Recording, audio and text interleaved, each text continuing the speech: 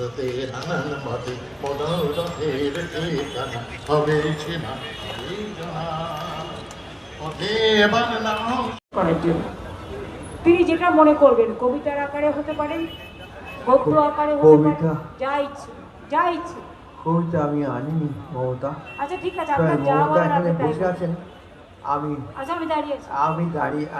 আমি দাঁড়িয়ে মানে আমি বসে বলবো তা হয় না, এটা অসম্ভব। আমি এখানে কেন এসেছি সেই বিষয়ে আমি দু একটি কথা বলবো।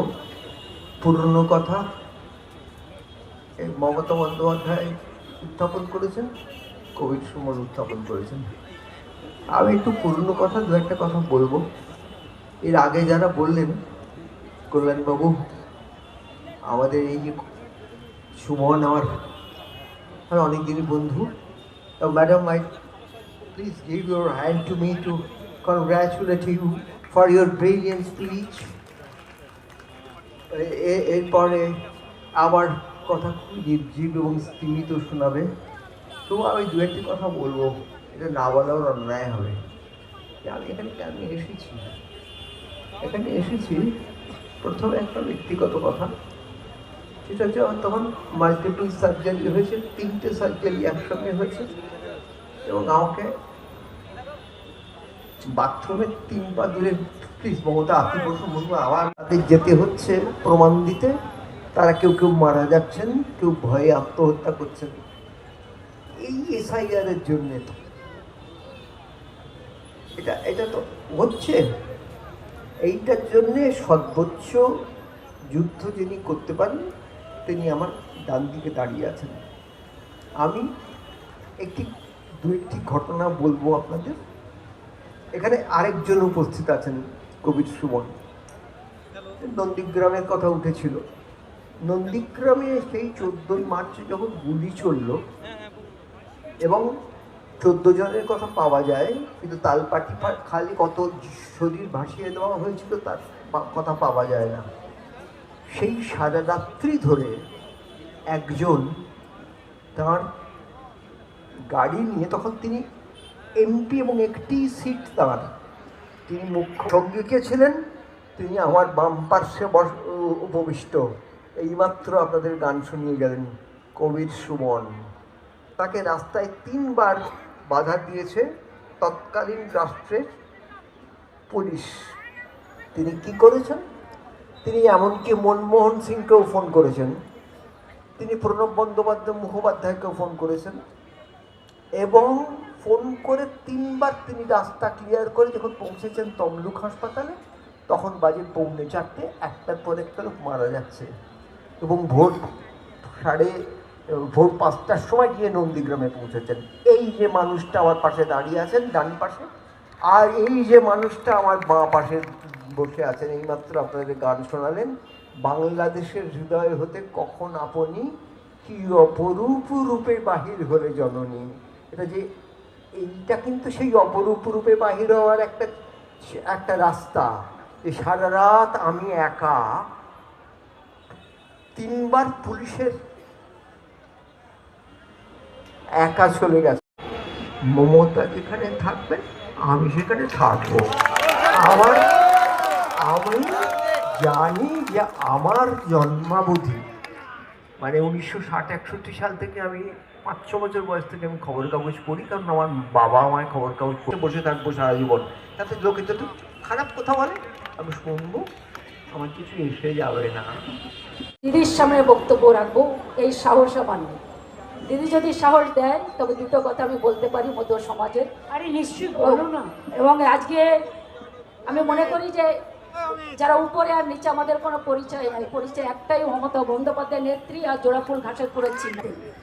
প্রথম ছিল যে জন্মসূত্রে নাগরিক হওয়া যাবে না,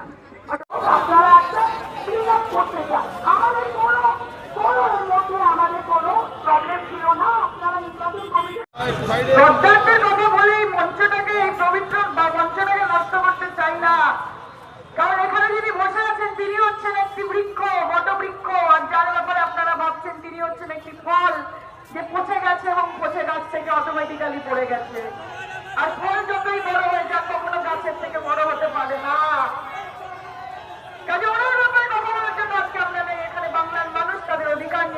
জন্য আমরা এখানে এসেছি।